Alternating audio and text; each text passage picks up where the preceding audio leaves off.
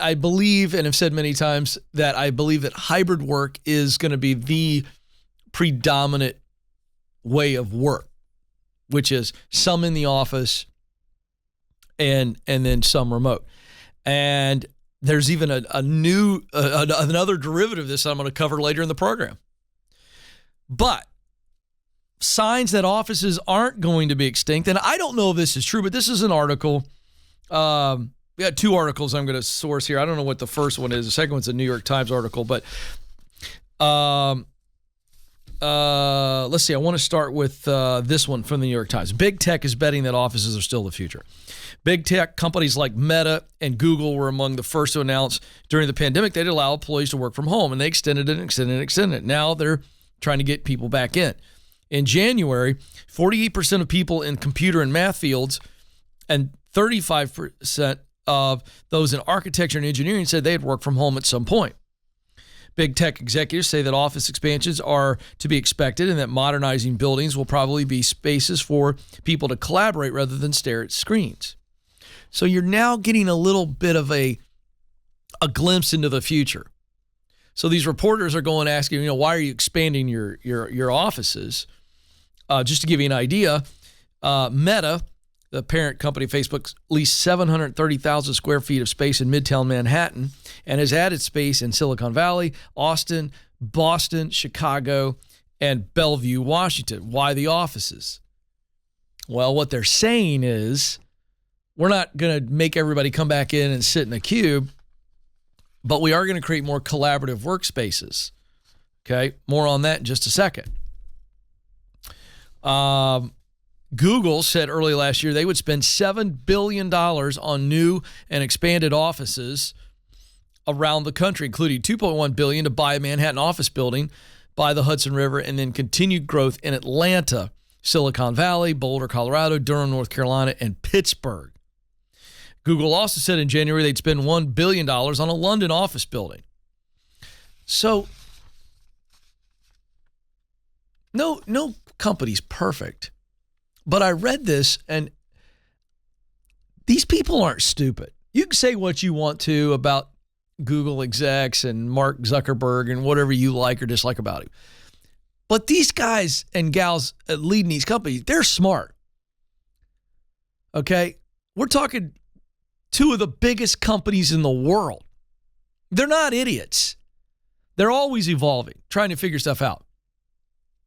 I guess here's the deal, Alex. If Meta, and I hate that name, if Facebook and Google are spending billions of dollars on buildings, we ought to be paying attention to that.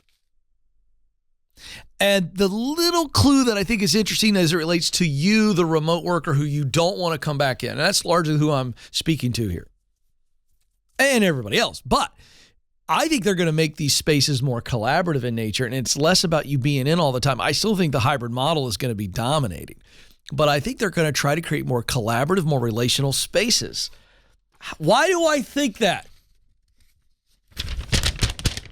Here's why I think that. Number one perk that will bring Gen Z and millennials back into the office, according to Microsoft. Office occupancies throughout the U.S. are well below pre-pandemic levels, holding at 47% during the week of September 26th. So what will convince people to ditch their sweatpants and renew their commute? Social time with coworkers. Been talking about this. Was it last week when we did a show based on why you need friends at work? Alex, just a little program note. We need to dive deeper on that. I got about 4 or 5 ideas, and I want to dive deeper on friends at work because this data has just come out. Okay, this is fascinating. Microsoft's latest research would poll, which we cited this research in another area.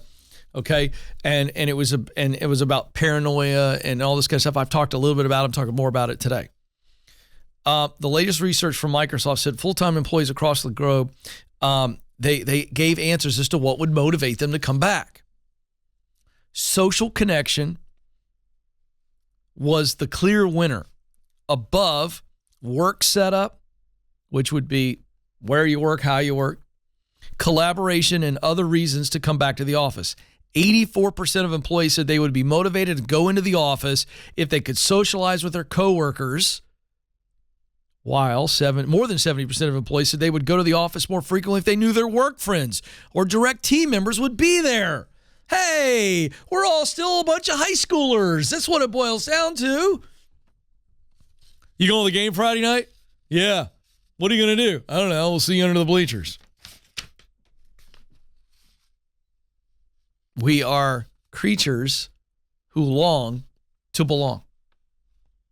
We long to relate. We are, above anything else about the human spirit, is that we desire to relate.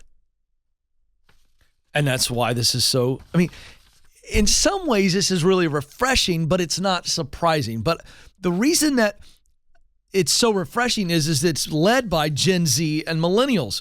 78% of Gen Z, and I've talked about this on the program multiple times, 78% of Gen Z and millennials said they're particularly motivated to work in person by seeing their work friends.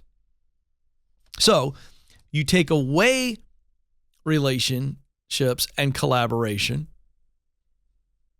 then people will be more likely to work on their own. But given the opportunity, humans are going to choose to be around humans. I read the news religiously, and I saw a report recently about the rise of robots and relationships with robots. Can I just tell you, that's a bunch of crap. That's all hype.